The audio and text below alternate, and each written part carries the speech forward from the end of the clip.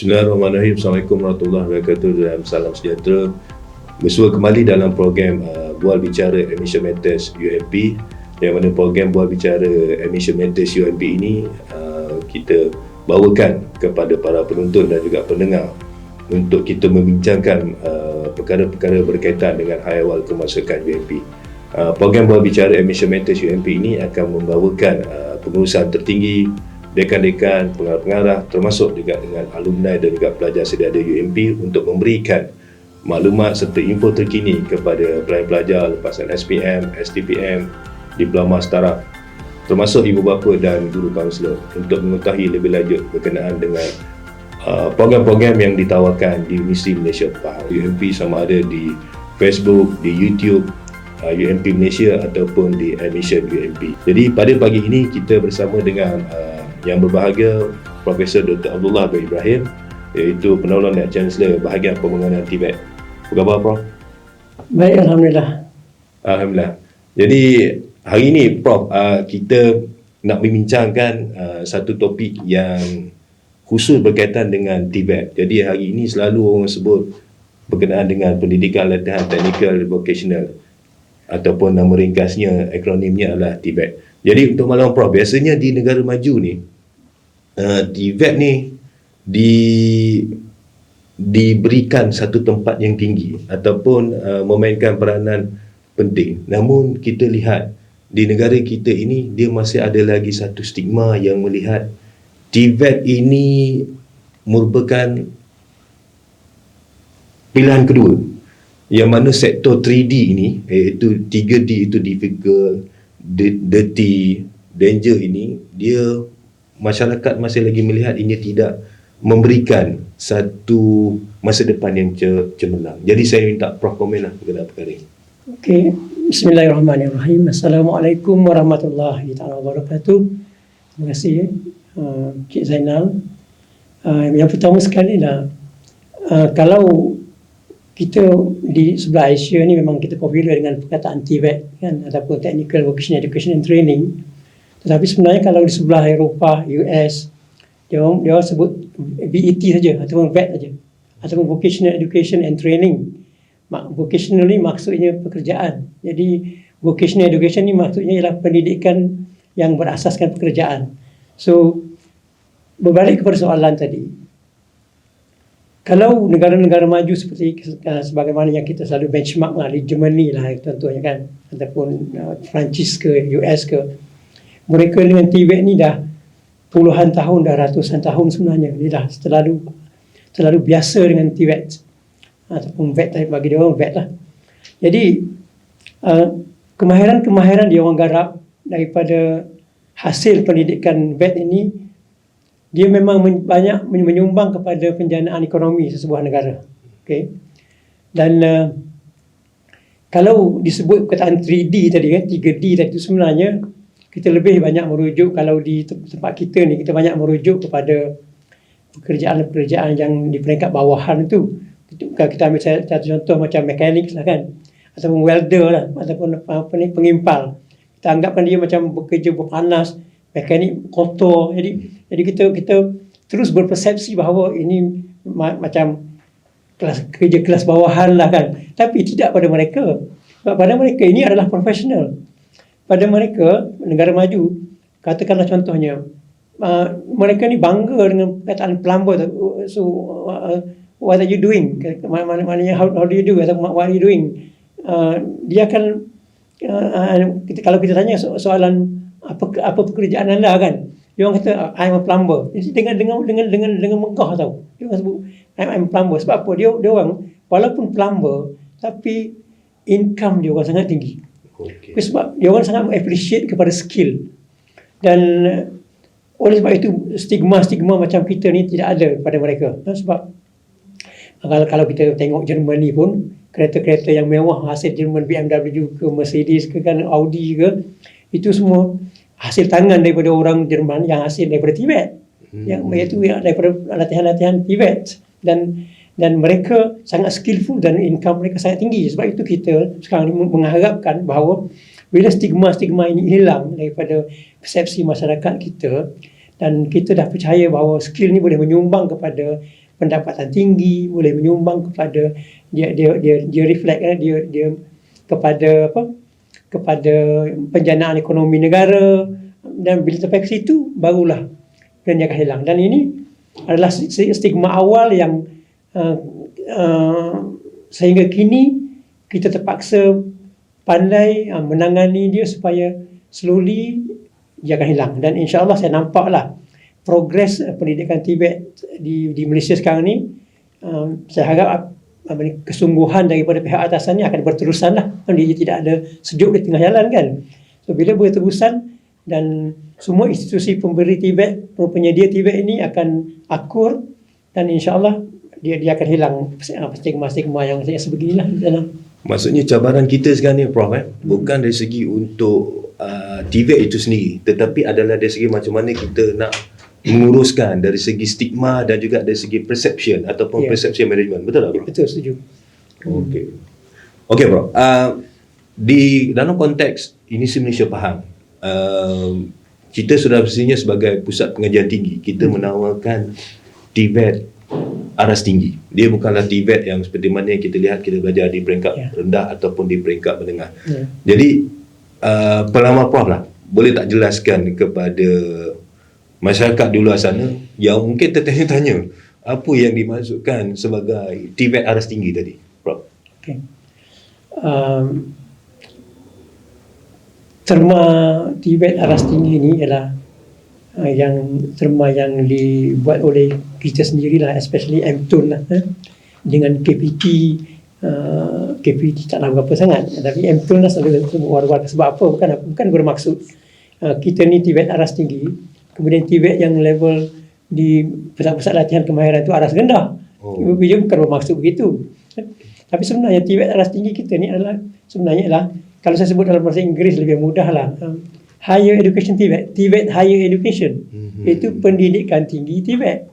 Jadi bila kita sebut aras tinggi ni ada sedikit macam tidak selesa oleh sebelah lagi kan, mendengar macam adakah kita ni aras rendah? Tak, bukan itu maksudnya. So saya mungkin boleh betulkan di sini bahawa itu kita bermaksud pendidikan tinggi Tibet. So kalau kita merujuk kepada pendidikan tinggi ini, selalunya ada pengiktirafan oleh MQA, itu agensi kerajaan, Malaysian Qualification Agency itu, level-level berapa kan, pengiktirafan oleh badan-badan profesional. Kemudian bila pelajar kita bergraduat pula, apa level pekerjaan dia, itu dia berkait begitu. So itu satu hal. Dalam hal yang lain, oleh kerana kita ni pendidikan tinggi Tibet, maka tidak lagi kita boleh berpersepsi bahawa hard skills ataupun kemahiran psikomotor kita panggil, yang tulang empat kerat, saya sebut selalu kemahiran tulang empat kerat lah. Psikomotor ini yang begitu konvensional, tak boleh lagi. So di peringkat tinggi kita sekarang ni, pendidikan tinggi, sudah kita kena masukkan elemen-elemen yang terkini yang membantu memudahkan tulang empat kerat tadi. So mudah cerita kita sebut teknologi lah. Sebab itu sekarang ni kita duk sibuk war-warkan dengan pendigitalan kan, yang utama sekali nak kita pendigitalan lah. Yang kedua kita nak embed dengan teknologi tinggi kan, yang mana melibatkan artificial intelligence kan, melibatkan robot kan. So benda-benda macam tu kita dah tambah nilai daripada skill asal yang kita kata Tibet tadi kepada pendidikan tinggi Tibet, dengan memberi elemen-elemen tadi supaya yang asalnya Tibet ditambah pula dengan pendidikan tinggi Tibet yang mengandungi di kurikulum universiti sekarang, mengandungi high end ataupun teknologi terkini, supaya pelajar atau graduan tadi yang ada skill asal ini bersama-sama dengan skill terkini teknologi, bila dia keluar nanti, dan itulah dia keperluan mereka di industri. Sebab apa? Di industri sekarang memang begitu pun. Kalau kita perhatikan di industri pun sekarang, mesin-mesin mereka pun bukan mesin-mesin macam dulu kan. sebutlah mesin gerudi ke mesin apa, lathe mesin apa, mesin pelarik ke kan, semua dah ada digital. So, kalau dulu memang dia konvensional, dia sangat manual. Tapi sekarang ada digital. Jadi itu maksudnya. Jadi supaya pelajar kita sentiasa mengikuti perkembangan keperluan equipment atau perkakasan peralatan di industri, supaya mereka ni tak rasa macam janggal. Macam itulah. Itu pentingnya pendidikan tinggi Tibet. So maknanya UMP ialah insya-Allah salah sebuah universiti yang menyediakan graduan pendidikan tinggi Tibet yang mencampurkan kemahiran psikomotor dengan kognitif sekali, ya. Kemahiran kognitif mental, supaya mereka keluar nanti mereka boleh jadi seorang pekerja yang bukan sahaja hands on, tapi boleh berfikir dengan baik untuk industri yang mereka ceburi, ya, yang mereka libatkan nanti. Itu. Okey, terima kasih Prof. Saya tertarik dengan apa yang Prof cakap tadi. Maksudnya pertamanya kita kena betulkan dari segi kefahaman kita tentang definisi TVET itu sendiri. Maksudnya dia tidak adalah orang kata apa yang orang kata apa double standard yang rendah dan juga cuma ianya adalah TVET ni adalah satu journey, is a journey. Ya, betul. Daripada peringkat level yang bawah sehingga ke peringkat yang lebih tinggi sesuai dengan kita sebagai universiti awam ni menawarkan program-program TVET di aras tinggi. Cuma maksud Prof tadi, maksudnya kita nanti graduan-graduan TVET ni kita membangunkan untuk keperluan negara. Maksudnya pekerja yang berkemahiran tinggi dengan pekerja yang berpengetahuan tinggi. Betul Prof? TVET ini adalah pekerja yang berkemahiran tinggi, yang skillful, seperti mana yang Prof sebut tadi di negara luar. Mereka cukup berbangga kalau mereka kata dia adalah plumber tadi, juru payap dan sebagainya. Okey Prof, saya juga sering ditanya kalau apabila kita pergi berjumpa dengan pelajar Waimah, ibu bapa dan juga kaunselor juga tertanya-tanya program TVET di UMP ini, kita adalah di kalangan MTUN, Malaysia Technical University. Memang kita mesti berfokus, iaitu fokus dalam bidang kejuruteraan, teknologi dan juga kejuruteraan. Jadi mereka selalu tanya, dia kata, Cik Zainal, apakah perbezaan antara program kejuruteraan teknologi dan teknologi? Ada 3 perkara di situ Prof. Kejuruteraan teknologi dan teknologi. Jadi saya minta yang bagi Prof boleh bantu untuk jelaskan, bagi kefahaman sikit kepada penonton yang sedang mendengar ni Prof. Okey, terima kasih nak. Sebenarnya saya sangat happy lah dapat menceritakan perkara ni, sebab ini memang dilema dekat luar. Sehingga kan dalam round table discussion baru ni bersama-sama dengan orang industri kan, saya highlight kepada orang industri, you tahu tak di MTUN ini ada 3 kategori apa ni pengajian lah, kejuruteraan tahu. You ada kejuruteraan, you ada teknologi kejuruteraan, you ada teknologi. You faham tak? Orang industri memang tak tahu. So perkara-perkara ni lah kita kena highlight, dan kita kena orang kata buat roadshow ke tak kisahlah, outreach banyak-banyak supaya masyarakat akan faham nanti. Okey, saya suka mendengarkan begini. Tiga kelompok pelajar ni, saya ambil pertama sekali dari segi kurikulum dia dah pun berbeza. Untuk kurikulum engineering, saya anggap engineering ni dah sebagai dah klasik program dah. Sebab klasik daripada dulu lagi engineering kan. Okey, kita tahu dia ni memang sangat kognitif based. Kognitif ni maksudnya mental tau. Keupayaan intelektual pelajar. So engineering ni dalam kurikulum dia, kita boleh katakan kalau nisbah ni 80% teori, 20% lab, amali. Macam tu je, 20% je amali. So 80% lagi dia belajar teori je. Okay. Supaya mereka ni dilatih untuk menjadi, bila keluar dia ni lebih kepada designer aja. Mereka bentuk ni kejuruteraan lah. So itu kerja mereka. Sebab itu pelajar pun tadi kurikulum berbeza, pelajar pun agak berbeza, sebab selalunya pelajar-pelajar yang pergi kepada engineering ni, kejuruteraan ni lah pelajar-pelajar yang memang orang kata sangat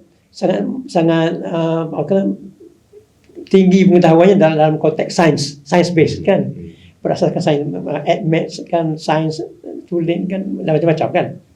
So oleh sebab itu mereka di sini tempat dia. Yang kedua ialah teknologi kejuruteraan. Teknologi kejuruteraan ini kurikulum dia berbeza pula. Dia dah turun, iaitu sama ada 50% teori, 50% amali, atau 40% amali, 60% teori, lebih kurang macam itulah. Hampir-hampir sama berat seimbang lah. So, maksudnya pelajar juga ada science based, tapi dia agak light sikit, agak boleh ringan sikit. Akan masuk ke program ini, tapi belajar dia berbeza, iaitu mereka didedahkan dengan amali.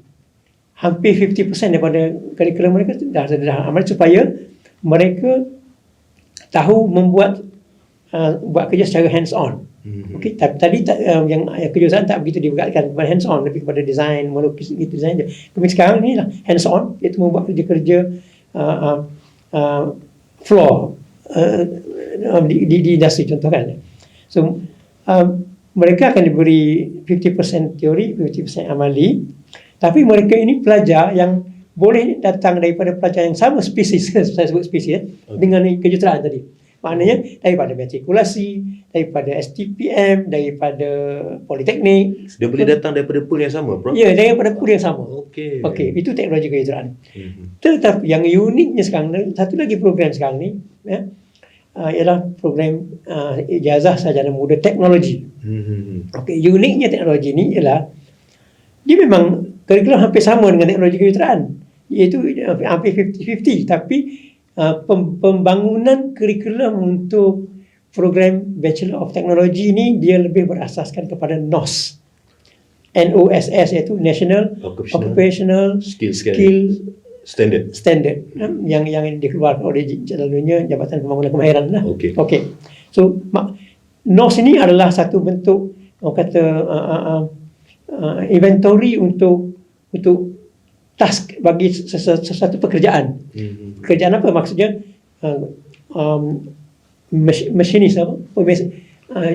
Juru mesin ke, juru kimpal ke, mekanik ke kan. Dia dengar, kalau you dengar nama program dia pun dah occupational based. Tahu sebab kita ada tawarkan Bachelor of Technology dalam otomotif. Kita ada tawarkan Bachelor of Technology dalam kimpalan. Kita ada tawarkan Bachelor of Technology dalam pemesinan. Semua ni nama program itu lebih kepada menjurus kepada pekerjaan. So, yang ni lagi-lagi tepat. Maksudnya program teknologi ni lebih tepat kepada pekerjaan itu sendiri, fokusnya. Dan juga pelajar dia buat masa ni lain daripada dua cohort tadi. Iaitu pelajar ini khas privilege diberi oleh kerajaan kepada lepasan institusi kemahiran. Maknanya yang nak masuk program teknologi ni, you mesti dah ada pun kemahiran. Kalau tadi dua tak ada. Tadi tak ada, you masuk belajar di sini kemahiran, tapi yang ini you mesti dah ada kemahiran, cuma you masuk dekat sini saja. Kita tambah you kemahiran you dengan perkara-perkara lain yang lebih berfaedah. So maksudnya apa yang saya maksudkan dengan kemahiran tadi, iaitu ada dua cabang feeder saja yang kita terima untuk Bachelor of Technology, iaitu satu daripada DVL, iaitu Diploma Vocational Malaysia, iaitu lepasan daripada College Vocational, dan satu lagi DKM kan, iaitu lepasan Diploma Kemahiran Malaysia daripada institusi latihan kemahiran awam ataupun institusi latihan kemahiran swasta kan, yang persijilannya selalunya di bawah Jabatan Pembangunan Kemahiran kan, yang ada SCA Kemahiran Malaysia tu. Maknanya pelajar ini yang level 4 DKM dia, level 4 SKM dia ataupun sama dengan DKM lah. Level 4 tu dia dah disetarakan dengan diploma, maknanya mereka ni dah sebagai diploma, disetarakan oleh MQA dan layak untuk masuk Bachelor of Technology dalam Universiti UMP lah, dan juga MTUN keseluruhannya sebagai tempat menyambung pengajian mereka. So nampak pelajar tiga cohort yang berbeza, kurikulum pun berbeza. Dan sudah tentu corak pembelajaran dalam bilik kuliah pun akan berbeza lah. Okay, Alhamdulillah. Saya sebenarnya pagi saya rasa bertuah Prof. Sebab saya bersama dengan panel yang cukup berpengalaman dan hebat dan memang orang kata subject matter expert lah dalam bidang TVET. Saya dapat tangkap ada dua perkara tadi. Yang pertama tadi adalah maksudnya perbezaan antara kejuruteraan, teknologi kejuruteraan dengan teknologi. Maksudnya dari segi dia punya orang kata apa, dari segi curriculum dan juga syllabus tu yang membezakan. Dan sudah semestinya bila dia punya kurikulum tu telah berbeza, sudah semestinya juga dari segi dia punya syarat kemasukan juga berbeza. Betul, Prof? Ya, betul.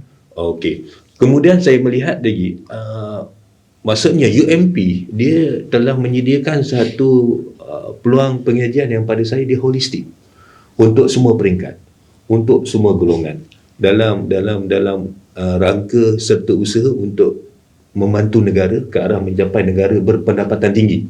Betul, Prof? Sekarang ni semua kita negara towards yang negara high income nation dan semestinya memerlukan kombinasi Prof kombinasi antara pekerja yang berpengetahuan tinggi dan juga yang berkemahiran tinggi. Maksudnya tadi, kalau pelajar yang dalam teknologi kejuruteraan dengan yang bidang Bachelor of Technology tadi, maksudnya masa mereka dia akan banyak di industri. Dia akan banyak di makmal ataupun di industri, dan sebagainya. Sebab itu pengetahuan lah, mungkin penonton-penonton di luar jugalah. Beza, itu saya kata tadi, kurikulum dia berbeza kan.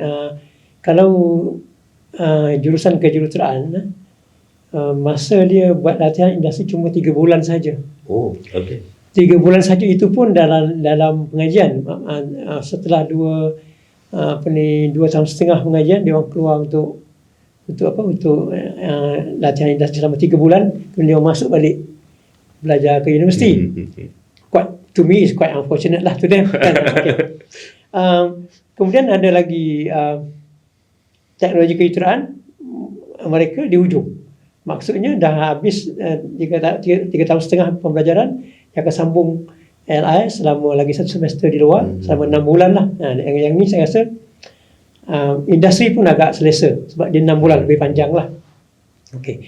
Yang lagi satu ni lagi lah orang kata beruntung, iaitu Bachelor of Technology ni, kerana masa mereka industri lagi lama, iaitu selama 1 tahun.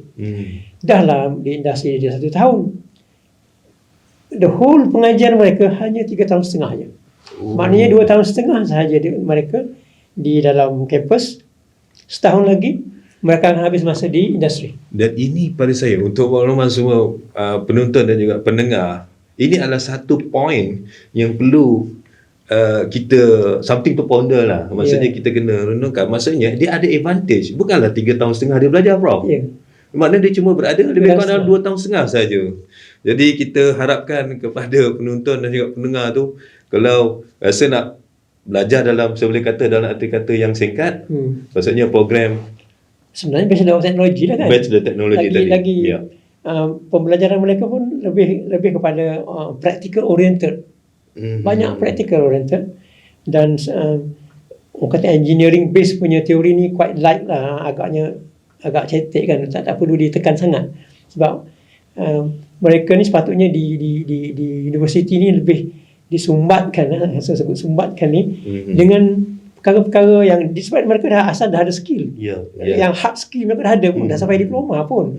Tapi masuk ke bahagian pengajian tinggi TVET ini, kita embed dia dengan high end ataupun kata perkara-perkara yang berteknologi tinggi yang berkait dengan skill yang dia dapat.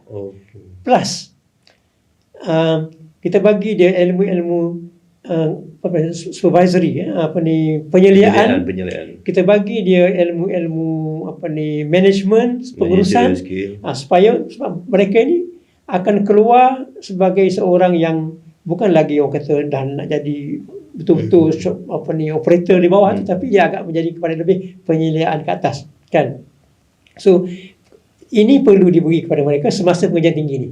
Maknanya silibus yang dibangunkan oleh UMP ni, pada saya dia dah mengambil kira bukan sahaja on academic wise, tetapi juga dari segi kompetensi. Dia juga sijil-sijil profesional, sijil-sijil tambahan yang nak equip mereka supaya mereka tu laku dekat Betul, dekat sangat, dalam pasaran. betul sangat.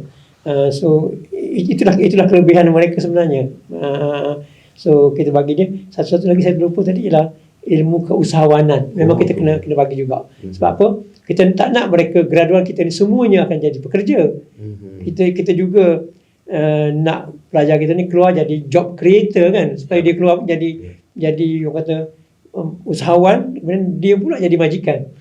Itu matlamat kita jugalah. Sudah semestinya apabila mereka ada kemahiran, mereka juga boleh menjadi orang kata usahawan yang mengusahakan. Sebagai contoh kata dalam bidang automotif tadi, sudah semestinya dia boleh buka bengkel. Kalau dia belajar dalam bidang electrical dalam bidang power dingin dan sebagainya, sudah semestinya dia boleh jadi.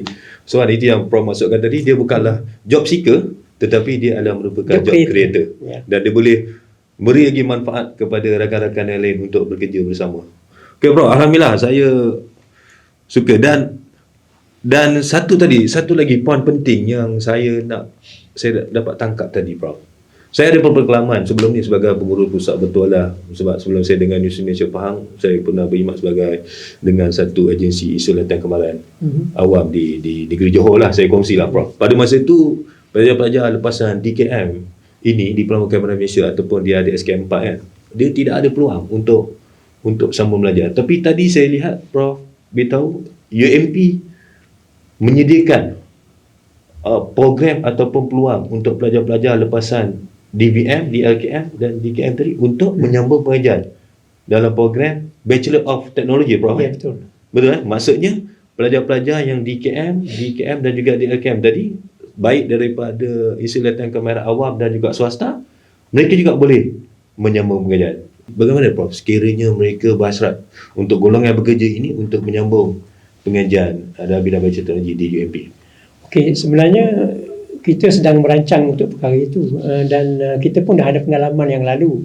Itu kita sudah pun menawarkan program ijazah sarjana muda teknologi kejuruteraan kepada pekerja-pekerja daripada luar, iaitu kepada tenaga-tenaga pengajar daripada Institut Kemahiran Belia Negara dan sebagainya. Kita dah ada pengalaman itu. Dan perkara ini juga akan diberi ruang kepada para tenaga pengajar daripada institusi pengajian tinggi awam ke swasta ke yang ingin melanjutkan pengajian di peringkat ijazah sarjana muda teknologi contohnya. So mereka ini berpeluang. Sama ada mereka ada dua cara. So, yang pertama, mereka boleh menggunakan pengalaman lalu mereka, iaitu mereka sediakan portfolio untuk mereka menebus dia supaya beberapa jam kredit boleh dipindahkan kan, dikecualikan. So ini berarti tempoh pengajian mereka akan lebih pendek lah dengan mengambil kira pengalaman mereka sebagai tenaga pengajar ataupun mana-mana industri. Mungkin mereka dah bekerja dengan industri mana-mana dahulu lah. Okey, kemudian yang kedua, bagi mereka yang tidak ada berpeluang untuk menyediakan pengalaman lalu begini, atau mungkin bagi tenaga pengajar yang baru lah selalunya kan, mereka boleh datang ke UMP. Kita akan menawarkan program-program yang berbentuk hujung minggu, iaitu mereka boleh belajar pada hujung minggu tanpa mereka perlu mengganggu pekerjaan mereka. Maksudnya mereka tidak perlu mengambil cuti ataupun berhenti kerja, tapi mereka boleh terus bekerja dan sambil belajar. So, kita akan menyediakan itu, dan kita boleh sebenarnya kita ada mood pengajian. Kita boleh andaikan dia sebagai full time student juga, tapi kita hanya menyediakan pengajian di hujung minggu tanpa kita menjejaskan langsung credit hours dan sebagainya. Itu memang itu kehendak MQA dan badan profesional yang memang tak boleh kita abaikan. Memang kita kena comply lah dengan perkara-perkara itu. Tapi untuk kemudahan mereka, sebab bersesuaian dengan kita pun asyik duk canang pasal pembelajaran sepanjang hayat kan, pembelajaran sepanjang hayat, lifelong learning. Tapi kenapa mereka ni tak boleh belajar kan? So itulah orang kata kreativiti yang perlu dipikirkan oleh universiti-universiti lah. Especially saya nak ajak MTUN kita buka, sebab kita ni penyedia pendidikan tinggi TVET, dan memang kita tahu bahawa ramai tenaga-tenaga pengajar TVET di luar sana yang belum pun orang kata sampai ke peringkat ijazah. So bagi peluang kepada mereka untuk kemudahan belajar dengan apa cara sekalipun lah. Sekarang ni banyak sangat. Kita ada micro credential, ada MOOC, berbagai lagi, dan bagi orang yang di luar sana yang ingin just orang kata explore aja, memang akan nampaklah laluan yang begitu mudah tentang untuk melanjutkan pengajian lah buat masa sekarang ni. Okay, maknanya Prof, kita juga menyediakan peluang untuk menyambung bahagian bagi golongan yang bekerja ini, iaitu tanpa kita menjejaskan dari segi isu kualiti, akreditasi dan sebagainya. Maknanya mereka boleh berdaftar sebagai pelajar sepenuh masa, cuma dari segi dia punya pelaksanaan sahaja yang akan diolah, mungkin macam Prof kata tadi, akan dijalankan secara hujung minggu. Cuma bila masa exam saja yang mereka terpaksa bersama dengan pelajar yang berbeza. Jadi ini saya kira satu peluang yang cukup baik Prof, untuk golongan-golongan yang sedang bekerja yang ingin menyambung pengajian bersama dengan UMP. Okey Prof, saya juga melihat Prof 45 tahun pengalaman dalam bidang pendidikan dan juga pendidikan latihan TVET ini. Sekali lagi Prof, saya nak minta Prof berikan orang kata pandangan supaya masih pandangan-pandangan yang skeptikal kepada program TVET ini. Wak Imam, ibu bapa pun kadang-kadang dia macam was-was Prof nak hantar anak dia dalam pengajian TVET. Sedangkan kita melihat untuk menjadi negara berpendapatan tinggi, tadi kita memerlukan pekerja yang berkemahiran tinggi. Jadi minta pandangan Prof. Baiklah, sebenarnya kalau kita mengikut sejarah pengajian pendidikan dalam TVET ini, memang asalnya ialah untuk meningkatkan sosioekonomi. Itu secara asal. Dia berpunca daripada United States dulu lagi, di Amerika dulu lagi. Kerana mereka di sana ada ramai golongan-golongan yang selalunya black, ada orang panggil black, ataupun daripada South Amerika Selatan ini, yang migrate, Amerika Latin yang migrate, dan mereka ni selalunya low income. Low income. Lalu di sana ada career education tau. Career and further education. Macam kita TVET dia CFE, career and further education, di mana pendidikan mereka lebih kepada mengajar untuk you, memberi skill kepada you, dan daripada skill you ni you boleh berkhidmat, boleh produce barang, jual, dan boleh meningkatkan sosioekonomi. Itu asasnya. Okay. Maknanya skill-skill mereka ni hanya lebih bercorak mudah, menganyam, membuat kuih culinary macam begitu, kan. So sebab itu persepsi itu dia, kalau TVET je alah itu je. Asalnya maksudnya dia macam poverty eradication lah Prof. Poverty, jadi asalnya itu jadi sebab stigma sampai pasal sekarang sebut TVET je alah untuk orang begitu saja, kan. So orang begitu saja. Tapi dia dah berlain sebenarnya. Kalau bila kita dah shift pergi kepada Jerman, dah lain lah pula. Jerman dah mula, bila TVET ni dia negah dengan produk-produk yang berbentuk orang kata high end, yang berbentuk teknologi tinggi, tapi hasil TVET juga, kan. So maknanya dia dah lain. So sampailah sekarang ni dengan zaman dah orang kata abad yang keberapa dah rasa, yang dah berubah kepada teknologi virtual, VR, benda-benda yang begitu dah kita sebut. Masih lagi TVET datang bersama.